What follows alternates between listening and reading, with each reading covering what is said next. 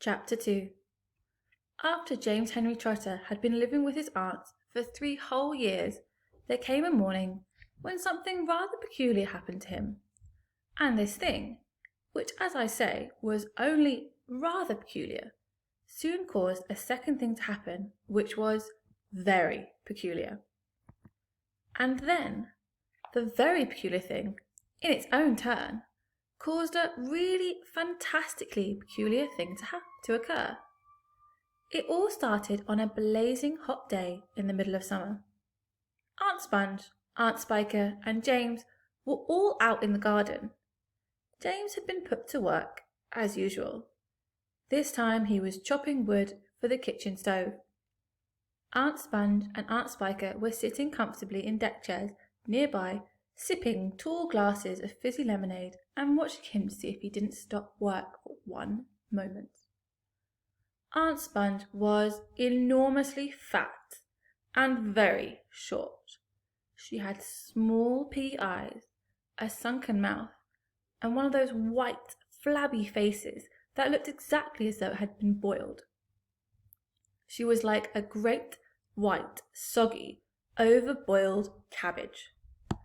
Aunt Spiker, on the other hand, was lean and tall and bony, and she wore steel-rimmed spectacles that fixed on the end of her nose with a clip. She had a screeching voice and long, wet, narrow lips, and whenever she got angry or excited, little flecks of spit would come shooting out of her mouth as she talked. And there they sat, these 2 ghastly hags, sipping their drinks, and every now and again screaming at James to chop faster and faster. They also talked about themselves, each one saying how beautiful she thought she was. Aunt Sponge had a long-handled mirror on her lap, and she kept picking it up and gazing at her own hideous face. "I look and smell," Aunt Sponge declared, "as lovely as a rose. Just feast your eyes upon my face, observe my shapely nose. Behold my heavenly silky locks, and I take off both my socks, you'll see my dainty toes." "But don't forget," Aunt Spiker cried, "how much your tummy shows." Aunt Sponge went red. Aunt Spiker said, "My sweet, you cannot win. Behold my gorgeous curvy shape, my teeth, my charming grin. Oh, beauteous me, how I adore my radiant looks, and please ignore the pimple on my chin." "My dear old trout," Aunt Sponge cried out, "you're only bones and skin. Such loveliness as I possess can only truly shine in Hollywood," Aunt Sponge declared. "Oh, wouldn't that be fine? I'd capture all the nation's hearts. They'd give me all the leading parts. The stars would all resign. I think you'd make," Aunt Sponge said, "a lovely Frankenstein." Poor James was still slaving away at the chopping block. The heat was terrible.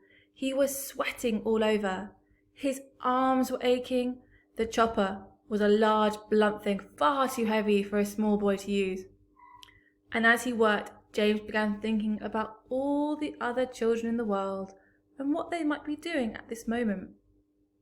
Some would be riding tricycles in their gardens. Some would be walking in cool woods and picking bunches of wild flowers. And all the little friends whom he used to know would be down by the seaside, playing in the wet sand and splashing around in the water. Great tears began oozing out of James's eyes and rolling down his cheeks. He stopped working and leaned against the chopping block, overwhelmed by his own unhappiness. "What's the matter with you?" Aunt Spiker screeched, glaring at him over the top of her steel-rimmed spectacles. James began to cry. "Stop that immediately and get on with your work, you nasty little beast!" Aunt Sponge ordered.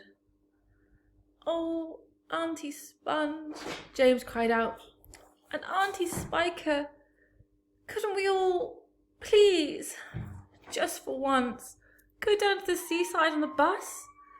It isn't very far, and I feel so hot and awful and lonely." "Why, you good-for-nothing brute!" Aunt Spiker shouted. "Beat him!" cried Aunt Sponge. "I certainly will," Aunt Spiker snapped. She glared at James, and James looked back at her with large, frightened eyes. "I shall beat you later on in the day, when I don't feel so hot," she said. "And now get out of my sight, you disgusting little worm, and give me some peace." James turned and ran.